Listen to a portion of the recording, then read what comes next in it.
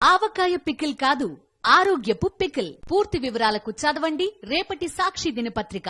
Field assistant పోస్టుకు TDP నేత సోమిరెడ్డి 3 లక్షల రూపాయలు లంచం డిమాండ్ చేశారంటూ వెంకటాచలం మండలానికి చెందిన బీజేపీ నేత పెంచెలయ్య సంచలన ఆరోపణలు చేశారు. పొత్తులో భాగంగా 2014-19 ఎన్నికల్లో సోమిరెడ్డిని గెలిపించేందుకు తామంతా కృషి చేసినా ఆయన తమను పట్టించుకోవడం లేదని ఆవేదన వ్యక్తం చేశారు. బీజేపీలోని దళిత నేతలను సోమిరెడ్డి అణగదొక్కుతున్నారంటూ ఘాటుగా విమర్శించారు. దీనిపై బీజేపీ రాష్ట్ర నాయకత్వం దృష్టి సారించాలని కోరారు. 100 కోట్లు ఖర్చు పెడితే ఎమ్మెల్యే అయ్యా, నీకు ఈ పోస్ట్ రావాలంటే 3 లక్షల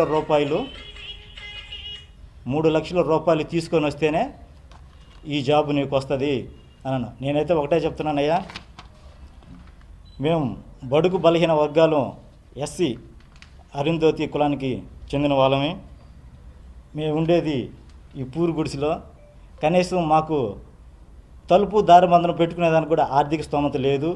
నీకు 3 లక్షలు ఇవ్వాలి అని అంటే మేము ఇల్లు అమ్ముకోబోగా మా కుటుంబ అవయవాలు రక్త మాంసాలు అమ్మి నీకు డబ్బులు ఇవ్వాల్సిన అంతటి దారుణమైన పరిస్థితికి మమ్మల్ని మీరు దిగజారుస్తున్నారు.